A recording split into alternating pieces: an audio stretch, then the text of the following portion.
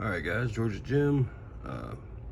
Adam Harris is doing a 100 subscriber giveaway and using hashtag Adam100. So if you guys want to go participate, I encourage you to do that. He's a nice guy, doing a lot of stuff for the community, interacting and whatnot. So he wants us to explain how we pick a lock for the first time. This is a EY padlock. I just got this in the mail a minute ago, bought it off of eBay. It's got a pin tumbler on top with a row of dimples on the side. I've not picked one of these before, so I got a little bit of everything. I grabbed a top of the keyway, a bottom of the keyway, a short hook,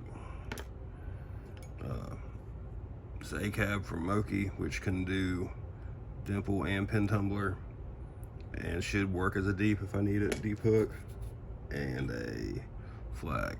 So, all right, let's see what happens. All right, using 50 thousandths. I'm gonna check these dimples first, just because one, they're blocking access to the top stack, so I'm hoping they bind first. One kind of bound, I think. I could probably stand to have lubed this lock or clean it. All right, that was pin 2. 1, 2, 3 is binding.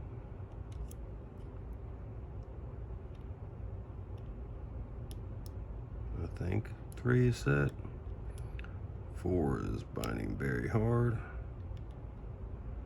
I don't expect a whole lot in this lock, or give it be a really big challenge.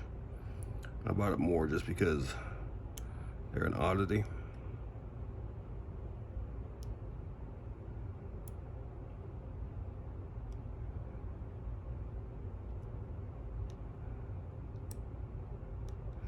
I think I 1, 2, I think I overset 3 or underset 4. So I'm gonna check 4.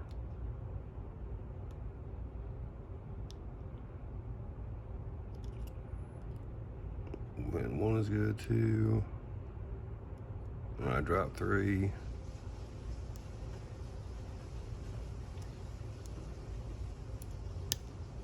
That's 4. Drop 3 again. Come on, 3. 1, 2, 3 feels good.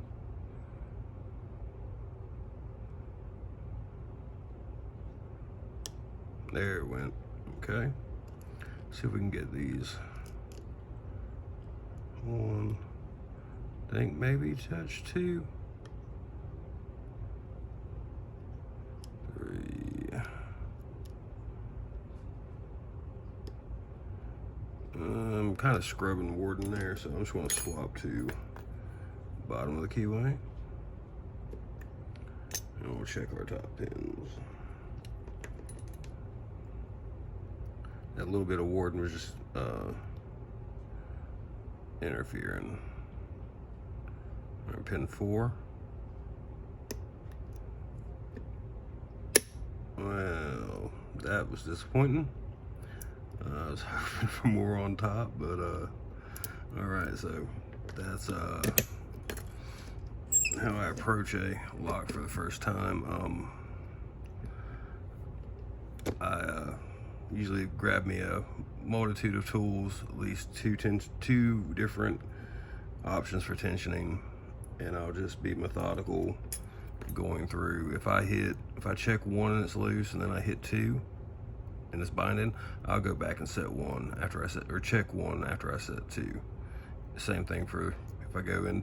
I really don't care about going front to back or back to front. A lot of times I'll just sling the pick all the way in and just work my way back out. But if I set 5 because 6 wasn't binding, I'll go back and check 6 again after I set 5. I'm just I try to keep going, make sure any progress in the back is done first or progress in the front. If I checked 1 and it's loose and I click 2, I'll go back and check 1 before proceeding to 3. It doesn't really matter because binding pins are going to bind when they want. But that's just kind of how I approach stuff. So congrats again to Adam. You're a nice guy.